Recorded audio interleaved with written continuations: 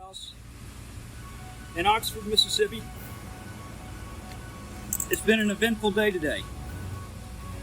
There are a bunch of college-age kids over on the south side, right in front of the Confederate statue, holding signs wanting to take the statue down. But not one of them could give a reason as to why. When I first got out here, they were standing right next to City Hall on the steps or whatever. They were actually the first group that I walked up to. As an independent journalist today, of course, it's not hard to know what side of the fence I stand on when it comes to the state flag.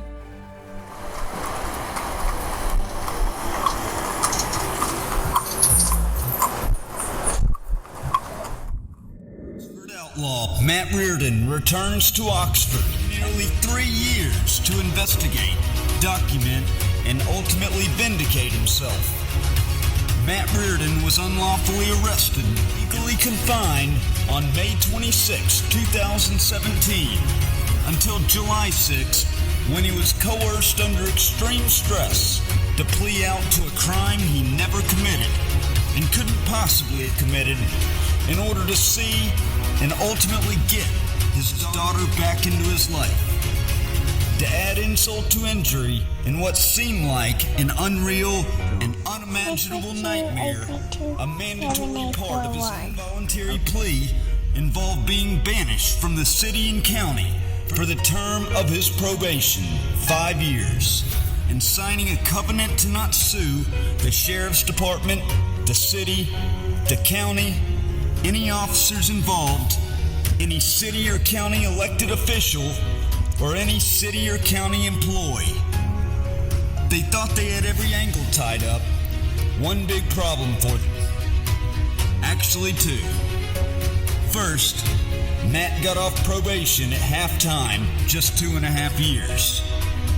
The second, being the county opening the door, giving him every legitimate reason to legally bypass the covenant to not sue when even more corruption started to surface at some of the highest levels, including the county and sheriff's department refusing to comply with a Public Records Freedom of Information Act request after the sheriff's department admitted in the last batch of documents requested that Deputy Jared Bundren had received a mystery phone call on May 24, 2017, just 2 days before Reardon was ambushed on the square in Oxford, Mississippi, and arrested by 4 sheriff's investigators, including Bundren. Not long into his discovery phase, he realizes that there is much more involvement in this plot. The FBI and U.S. Attorney's Office refused to get involved and have refused to look at any evidence. Maybe that's because they played a big part in this scandal even happening in the first place. It became increasingly evident when the FBI completely refused to comply with a public records request to produce an investigative report called a 302, which would have been generated from a sit-down meeting Reardon had with 2 agents on May 25, 2017. Reardon took the advisement of an insistent U.S. attorney and sat down with the 2 agents at the local field branch office in Oxford, Mississippi on May 25, 2017.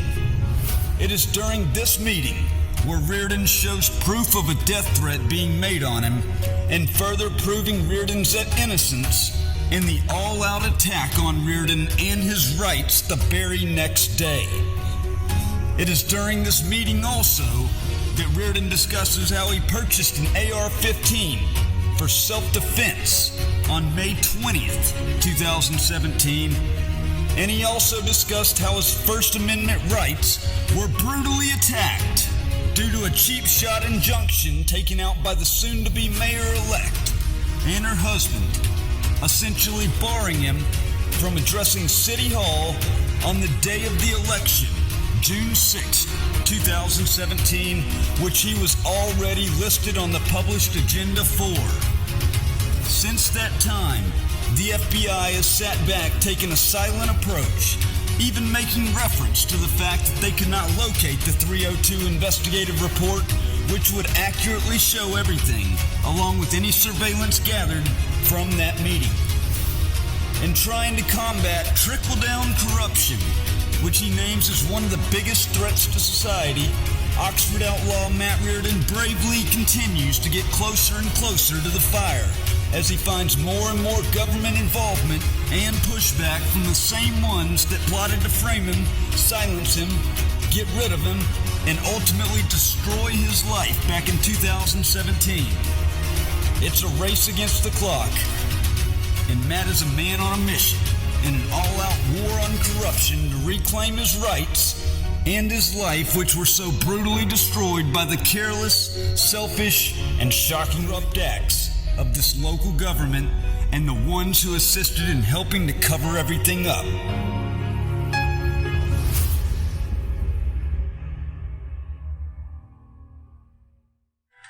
In new news, American Airlines employees are now allowed to wear Black Lives Matter pins. How does that sit with you? A society is taking a hard left turn. You've got Goodyear that will not let employees wear Make America Great Again hats because, of course, President Donald Trump branded Make America Great Again, MAGA. But what is wrong with the saying, Make America Great Again? As such, with seemingly everything, a hypocritical standard. You've got companies that ban products such as Make America Great Again hats, while you've got companies that are allowing and possibly even promoting the wearing of leftist propaganda such as Black Lives Matter. What's next? It's the next question we have to ask ourselves. There's a $1 million question. What's next? Who's next? Political correctness. That became a highlight issue with the media and, of course, continuously echoed by Obama. All of a sudden, it was a priority to be politically correct. Well, it became such a priority several years back during the Obama era to be politically correct. I decided I was going to take a hard turn. And anti-political correctness was the agenda. I don't sugarcoat things. Firm believer, if you don't like what I say, turn the channel. But if you do like what I say, please share it. What good does it do to keep it suppressed like the fake news media, like the Oxford Eagle? Horrible. The Daily Mississippian. Horrible. Like the Local Voice. Horrible. WREG, WMC, WTVA. Horrible, horrible, horrible. No matter what, you see all the dumb shit that they put on the news every day. I mean, just some of the stupidest things that catch the attention of the news, but I think more was an echo of something else. Part of their own agenda that they're pushing, and I can't help but think that, well, I think we probably know by now the radical left definitely has been doing their job and steering everything. All right. My name is Matt Reardon. I am the Oxford Outlaw. You ever get that feeling? You feel like impending doom has been casted upon you. I had that feeling just a few days ago. Reached out to a friend of mine, whom, by the way, is an attorney. Unfortunately, not the type of attorney that can help me out with my case as shown on Writing with the Outlaw. I've got a gift to speak my mind. I call it a gift, and other people call it the downfall of me. I'm going to stick with gift.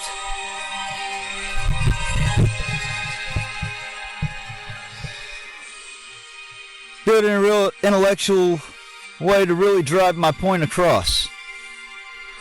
I knew what all risk I was undertaking when I decided it was time, beyond time actually, to come out with my story and even producing all the evidence to corroborate everything that I had said. In fact, I never realized all the additional corruption and evidence I'd find just over the last 3 months, but I'll tell you, it's astonishing.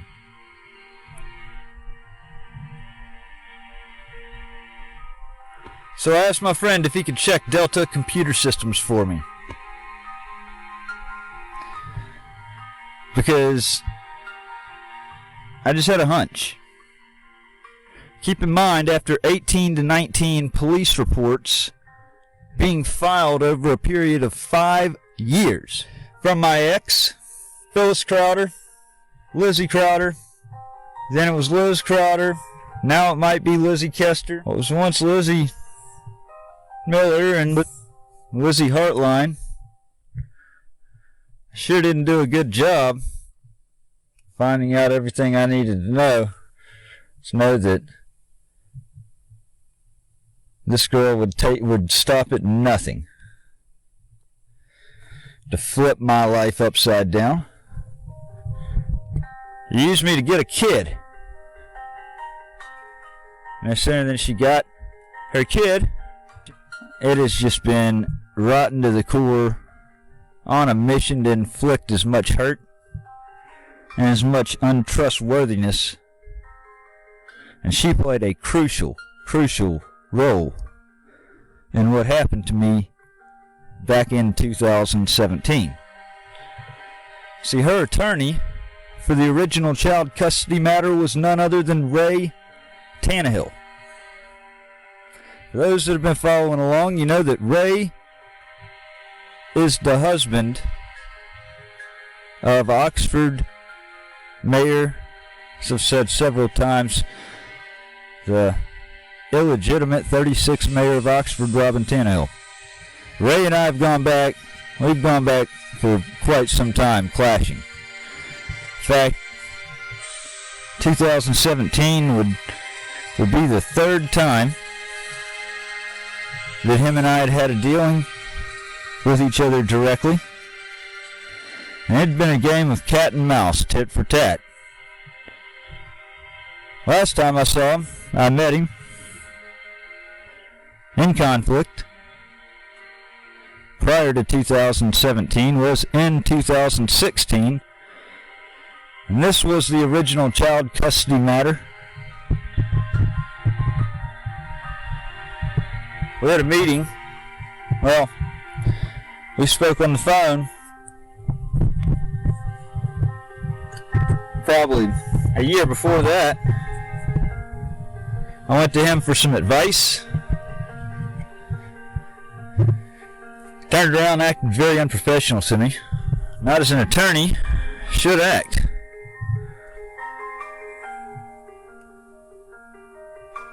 If you look at the injunction they took out representing his wife, that they took out against me on May 22nd, 2017, you can see in the wording that he is not exactly a by-the-book type of guy. Most of the reasons they had requested emergency relief on the injunctive relief were for constitutionally protected activity. In fact, there were even things said on the sworn affidavit that actually go to prove that my civil rights were indeed violated May 1st, and mentioning that on May 1st I was arrested standing on county property holding the state flag of Mississippi. Whether or not Ray and Robin know, through those sworn statements, they indeed strengthened my case and added more credibility to everything that I've been saying. So I would like to thank our illegitimate 36th mayor, Robin Tannehill, and Ray. for providing those sworn affidavits. Tell me how that broke any kind of law. I can tell you once again, the county grossly violated the civil rights of a Marine Corps veteran who actually wrote a blank check to our government exactly 10 years prior for an amount up to his life to uphold and defend our Constitution. And I can't think of a better reason that I had to stand out there.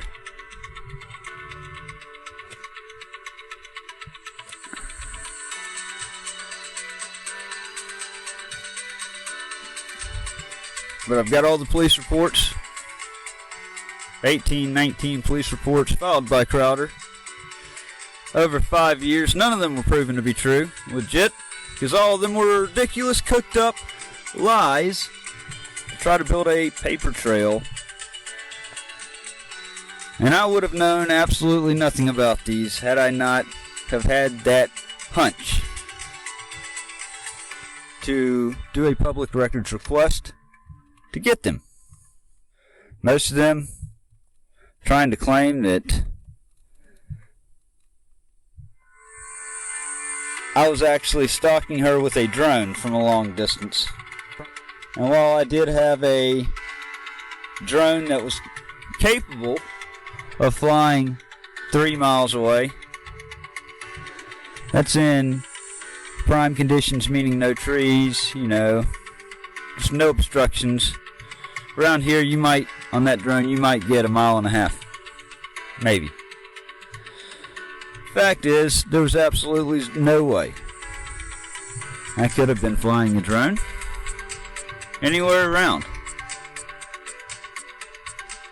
Never was even in the area.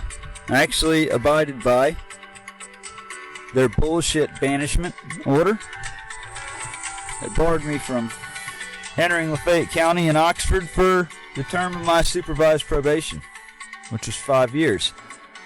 Big problem. Oops. Gets off of probation in half time, 2.5 years, back in February.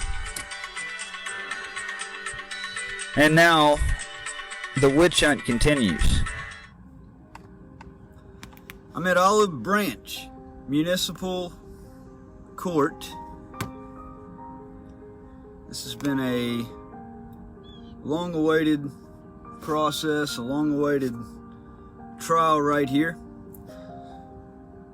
The first of many getting to the bottom of this shit that's been just dumped in my lap.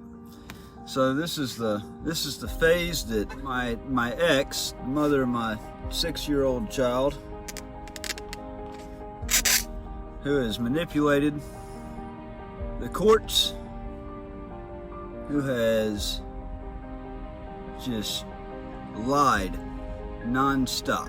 He's filed fake and frivolous accusations in the past, has kept my child away from me since January of this year, so 8 months in now.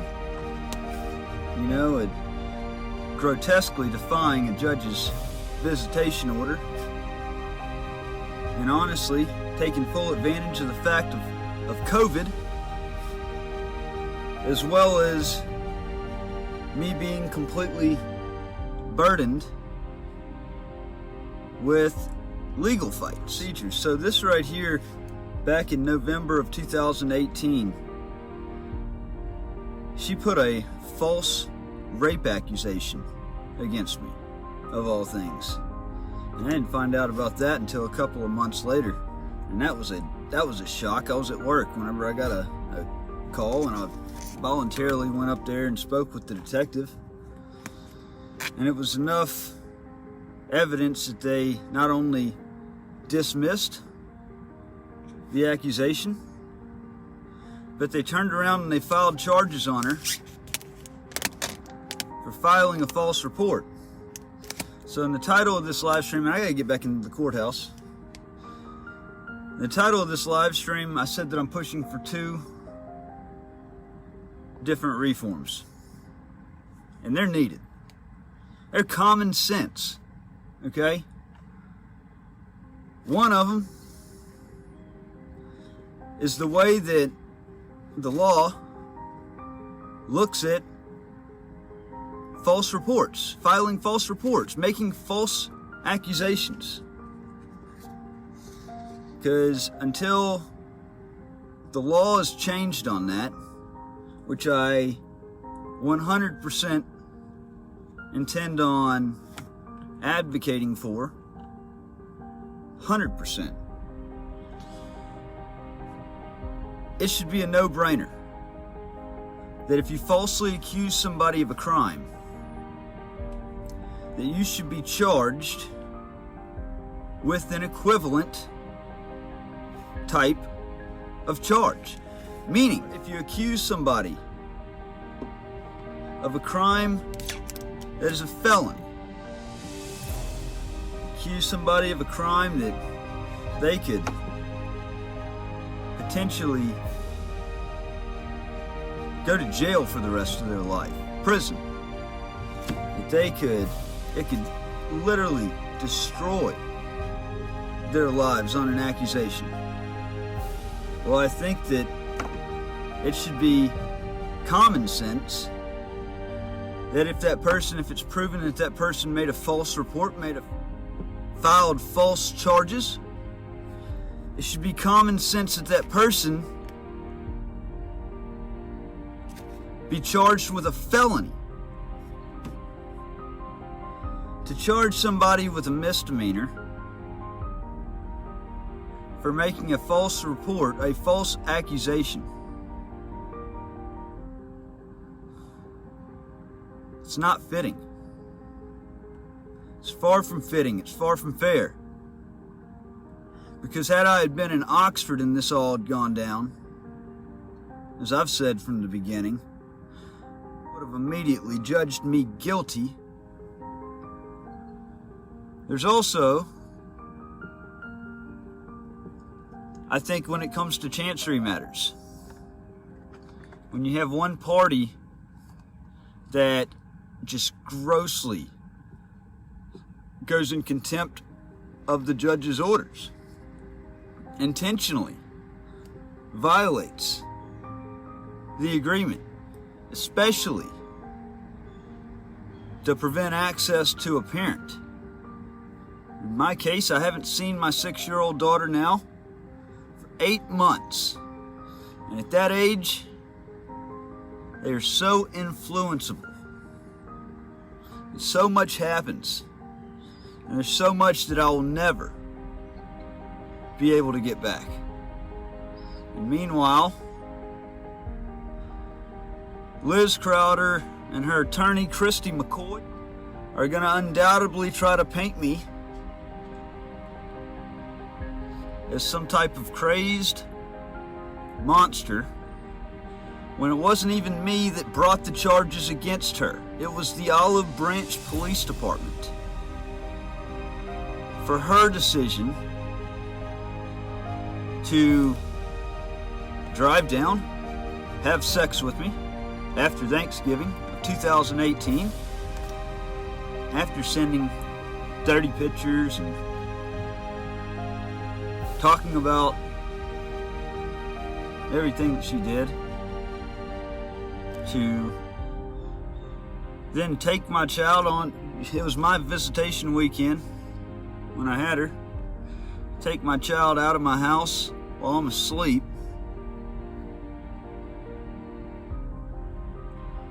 drive back to Oxford from Olive Branch. I wake up at like 3 in the morning. Child's gone. She gets caught. See, I don't know if she was married at the time or if she was just with the guy. She got caught in the bullshit coming up there to Olive Branch, doing what she did.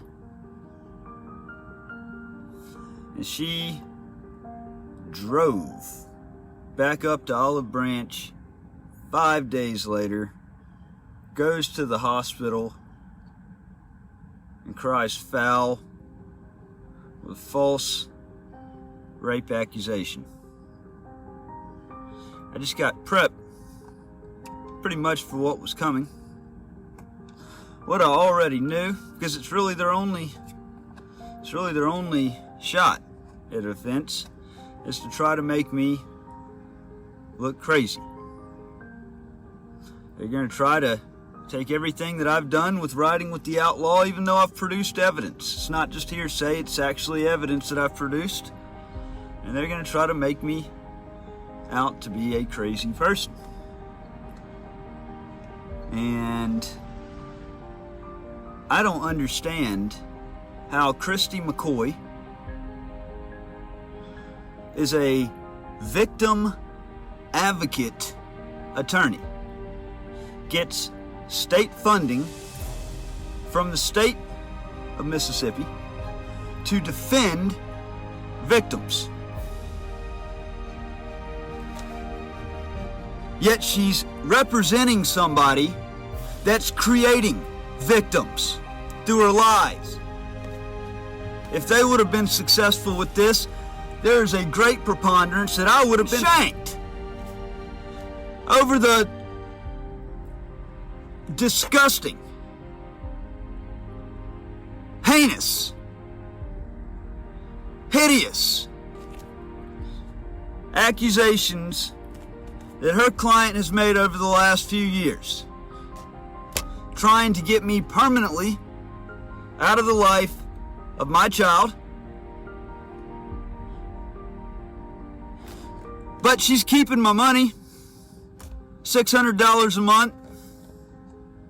They got a withholding order on that back when all the bullshit happened back in 2017. So yeah, I'm angry. Because no matter how this goes today, justice is not going to prevail. Justice will not be served, no matter what way it goes today. Undoubtedly, I'm going to leave the courtroom mad, feeling like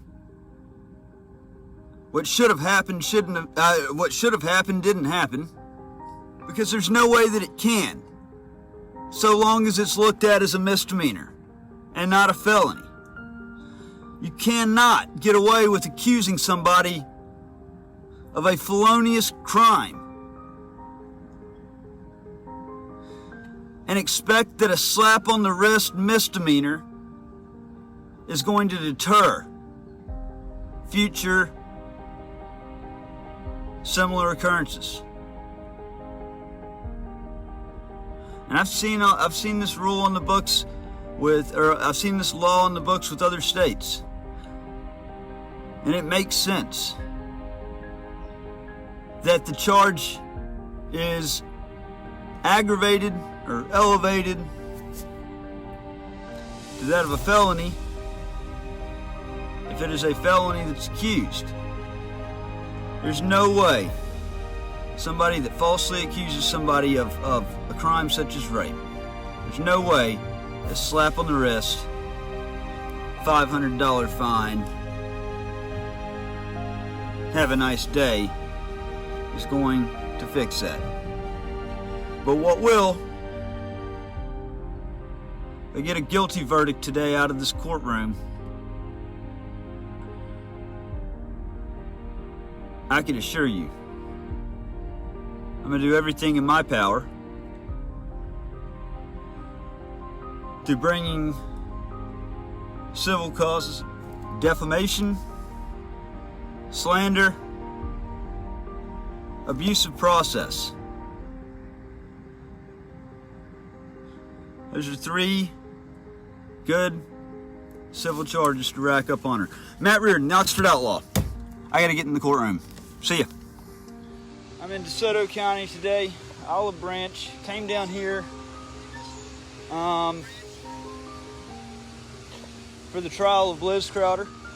She was charged by Olive Branch Police Department for making a false report, or alleging falsely reporting a crime when in November, I think November 29th, 2018, she falsely accused me of raping her in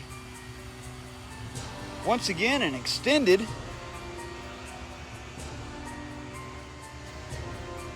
witch hunt.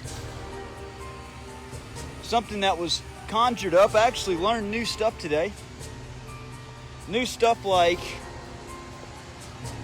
Liz had, that night when she was over, she made sure to completely photo document my house as part of a ongoing plan to get my daughter stripped from me. The prosecutor actually said, asked me that. He was like, "Did you know that she had taken photos galore of your house before she left that night?" Look, I didn't charge her with this crime. Olive Branch Police Department charged her with this crime. She's always got some liberal attorney coming to her defense trying to paint me out as a damn monster. And that was no different today. I was wanting to take it to trial. I was wanting them not to take any deal whatsoever. In fact, the first question out of my mouth was, are they pleading NOLO? Or is NOLO an option for them to plead? Because see, NOLO contendo, or contender, it's ultimately guilty. It's no admission of guilt. It's find me guilty, judge, but I'm not going to admit guilt. And originally, that was not an option. I didn't want it to be an option. Their whole entire playbook of plays. Christy McCoy, defense attorney, which I knew what she was up to from the beginning, since I heard the words Christy McCoy when it came to her being Liz's defense attorney. So, their whole plan was to get me on the stand and to rattle me one way or the other. So, the prosecutor actually recommended that I don't even take the stand because their whole goal was to try to piss me off in light of everything going on. It's completely unfair. It's been nothing but just a conspired upon witch hunt this entire time. It has been a liberal witch hunt. So the sergeant, or the Olive Branch Police Department, Sergeant Holiday, is the one that took the initial report and interrogated me. I guess interrogated Liz. She was about to deliver a bombshell testimony, which there's no way, I don't see any way that she could have been found innocent. I was advised that the call recordings could not be admitted as evidence, at least at this stage, because of my background in productions. It could not be 100% validated without having a professional examine the recordings to know if they were edited, doctored, any of that. I guess I understand that, but They weren't doctored, they came straight from Ring Central, doing it to it being a foiled plan, and also at that same time admitted that her husband, Dustin Kester, played a big part in all of that. I don't know of anything else that could have been inferred. I didn't think I literally had to spell everything out. The city asked for the maximum on that as far as penalty. She pled out NOLO in the whole little crosstalk before the judge. Her attorney stated some garbage that I've had a lot going on over the last 3 years. There's all this stuff going on in Oxford that, you know, basically what she was trying to tell the judge is that I was crazy. It's her damn client, Liz, played a significant role in everything that happened to me in 2017. Significant. You know, I don't think that everything would have happened without Ray Tannehill's involvement, and I'm pretty sure it wouldn't have happened without Liz's involvement. She had her fingers in everything. Manipulation, conjuring, conniving to falsely accuse the father of her child of a sickening crime, and somebody that's as sick as her. The only way they're going to learn is through a serious charge, is through spending some time behind bars. She's kept my child from me since January. Meanwhile, I'm paying $600 a month in child support. Made sure to have that taken out. I have been unfairly attacked this entire time. Luckily, the judge gave her 30 days in jail. I don't know if he suspended 11 or if he just waved away 11. But they're appealing this. They're appealing it to the county court over here, which is honestly, I mean, that's where I wanted it in the first place, because there's no court reporter here at municipal court. There's no legitimate court record. I had enough of the shit talking up there at the front by her attorney to the judge, trying to paint me out as a monster. I said, "Judge, can I approach the bench?" Because I wanted to address this. I'm not a fan of, talk about somebody and don't give them the opportunity to speak. He's trying to stack the deck, try to paint me out, be somebody that I'm not, to manipulate the courts continuously. By the way, she just admitted that, they did file an action over in Chancery Court to modify the current order. Well, how in the hell do you modify an order where I didn't even have full custody of my daughter to begin with? I have abided 100% by the visitation order established, by the custody agreement that was in place. I'm the only one that has abided by that agreement. My $600 in child support withheld from my income, paid directly to her every month. I have bent over backwards to accommodate.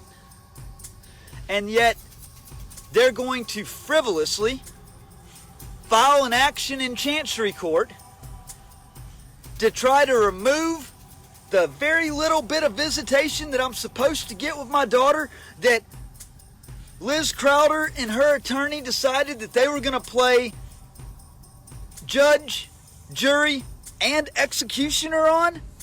I don't think so. They wanted to assert that because I was back doing what I was doing with Riding with the Outlaw, gathering the evidence, making a documentary along the way, that I had completely lost my mind and I was unfit to have my daughter at visitation. One problem, they just filed that. January, while my newborn was at Le Bonheur, and we were at Le Bonheur, let Lydia see her for the first time. That was when Liz took it on herself, out of jealousy, I can only imagine, to whisk Lydia away, to keep her away, to refuse to abide by the visitation order set, and bringing her to the drop-off point has played the advantage point of me being financially burdened from all the legal stuff that I'm having to deal with on my own without having so much as an attorney in my corner. But yet, when it comes to a liberal, they can muster up any and all fighting strength on something as open and shut as filing a false report. When there are text messages, when there are naked pictures sent, when she takes it on herself to drive up to Olive Branch back in 2018 to wake me up, to have sex with me, to then go to McDonald's, go get a Big Mac or whatever, to then come back to my house. Then I fall asleep watching TV. While I'm asleep, she wakes my child up, who is rightfully with me that weekend for visitation, takes my child out of the house, goes around my house while I'm asleep with a camera taking pictures on a premeditated plot to try to take my daughter from me. And if that's not the very definition of a monster, I don't know what is. Drives back to Olive Branch 5 days later and files and goes to the hospital and claims rape, all because her fiance or whoever it was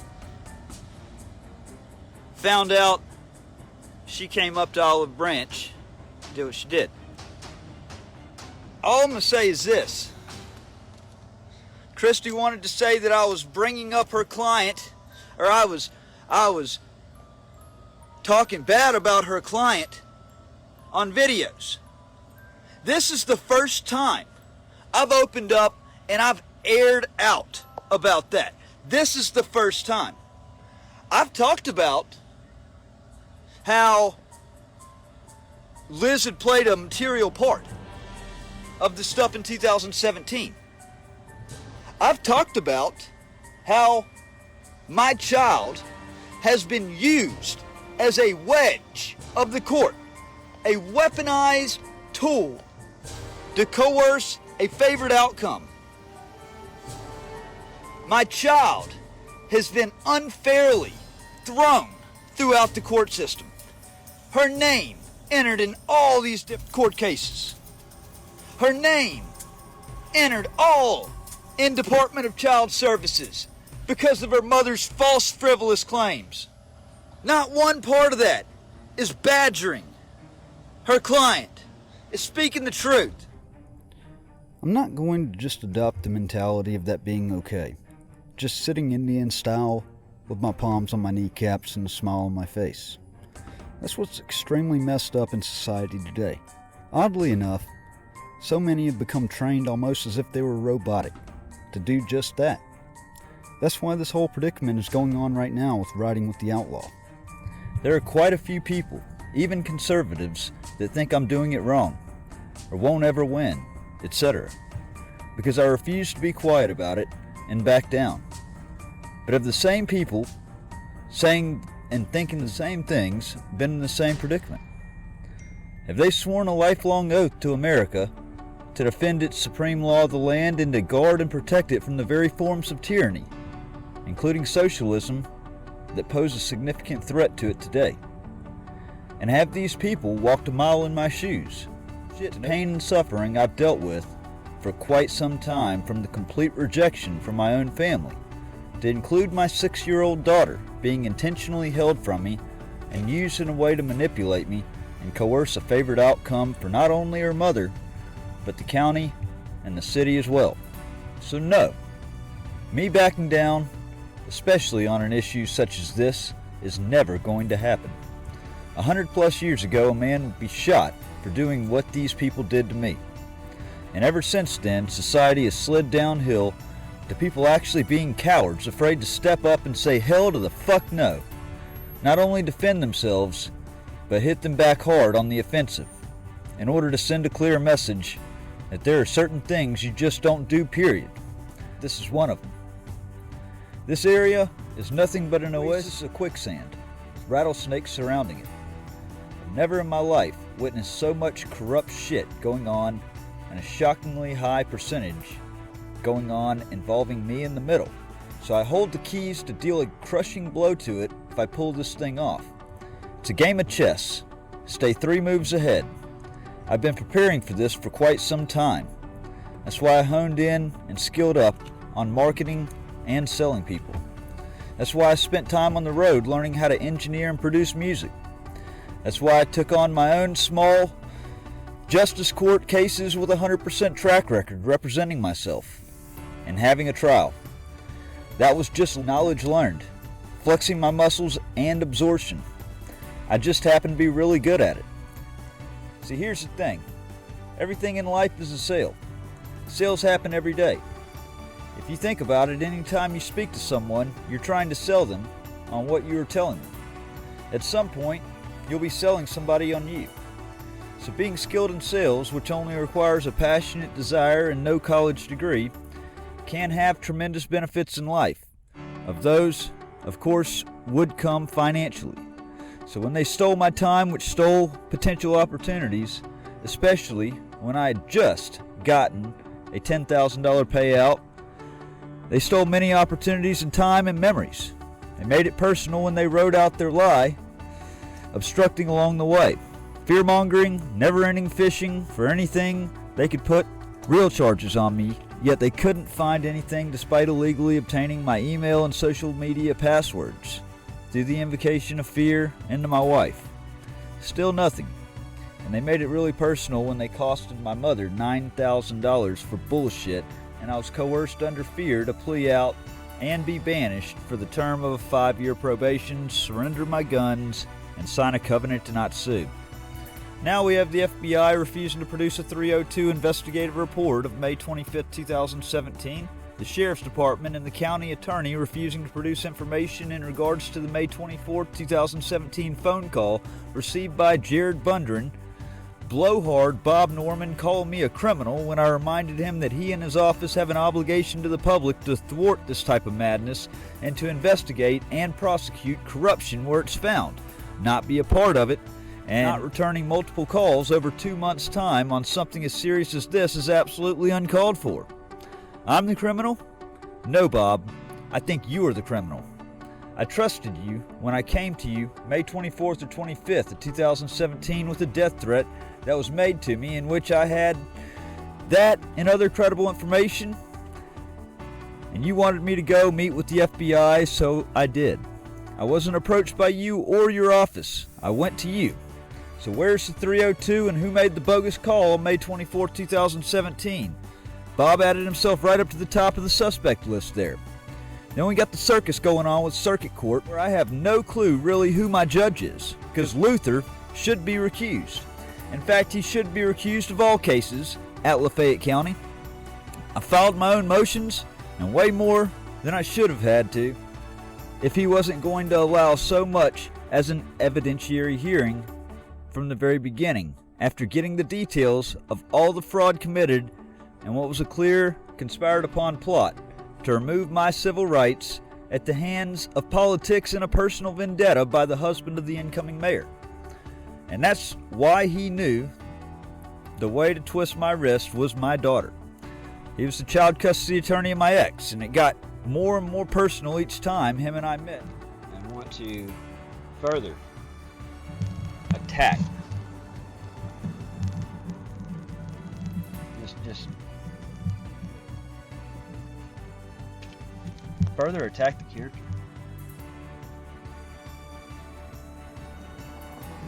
of an innocent American that was framed, knowing damn well that they'd be whiny, just screaming foul, crying foul if anything remotely happened to them. So for those that are just that interested, DD 214, it doesn't even matter to me. It doesn't. I don't care. It's not going to help me in any way. I'm not pursuing anything that's even remotely like what my MOS was in the Marine Corps.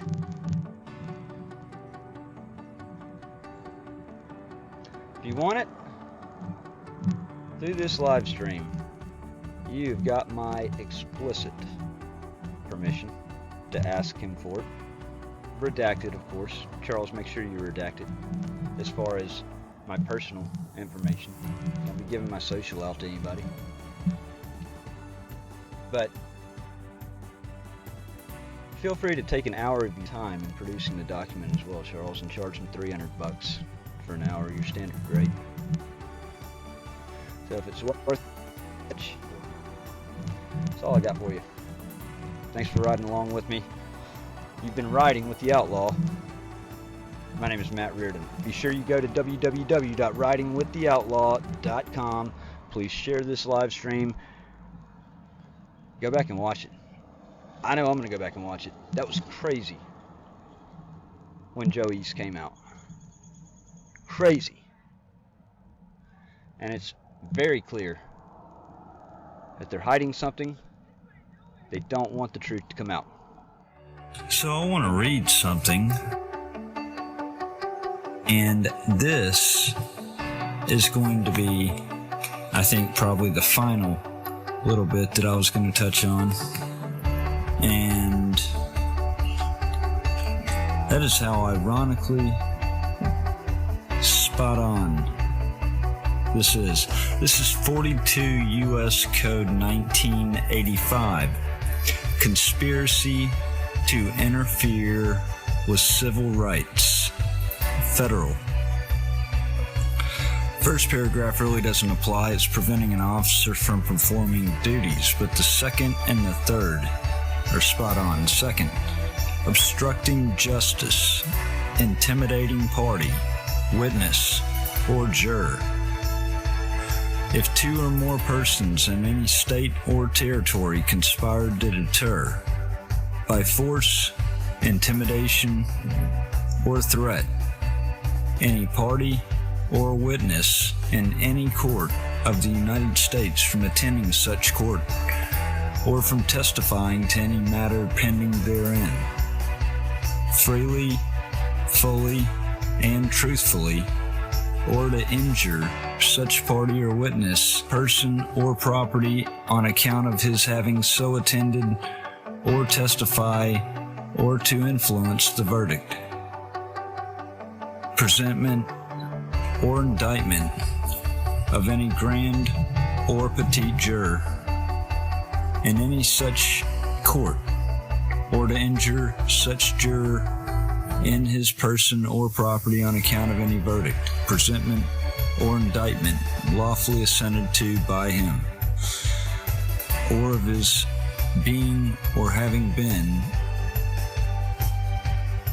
such juror, or if two or more persons conspire for the purpose of impeding, hindering, obstructing, or defeating in any manner the due course of justice in any state or territory, with intent to deny to any citizen the equal protection of the laws, or to injure him or his property for lawfully enforcing or attempting to enforce the right of any person or class of persons to the equal protection of the laws.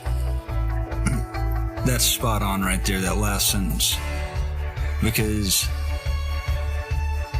I don't think it can get any closer than this. When the agencies that are supposed to prevent this type of stuff from happening, when they're not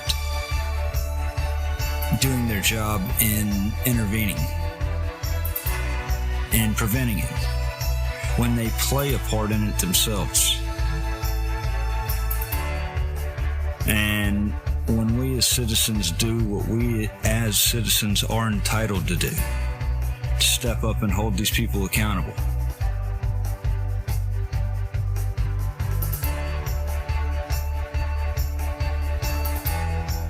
That blocking me, trying to rig charges, trying to conspire, which is just two or more people planning. And then section 3 is depriving persons of rights or privileges.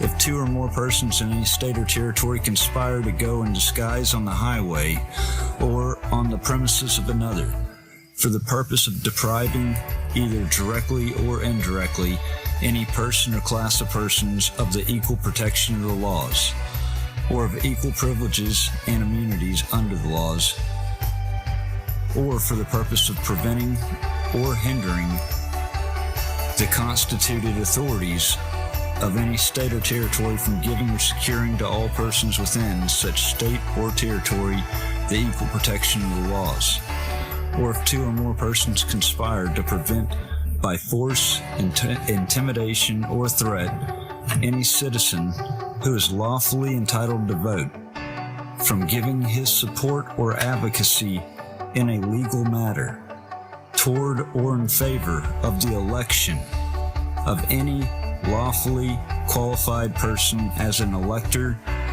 for president or vice president, or as a member of Congress of the United States, or to injure any citizen in person or property on account of such support or advocacy.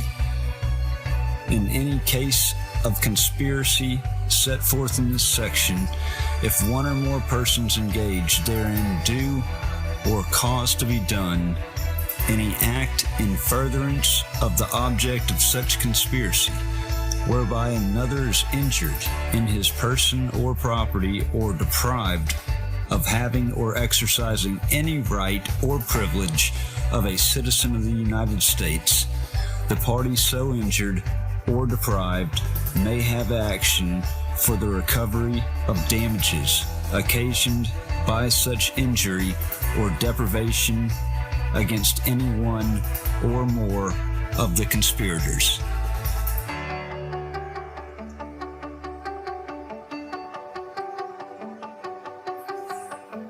I think 2 and 3, I think they were written about riding with the outlaw. Because there's no way they can defend against that. No way. Because the facts, without even making any blind assertions, just the facts alone, read what those 2 paragraphs read.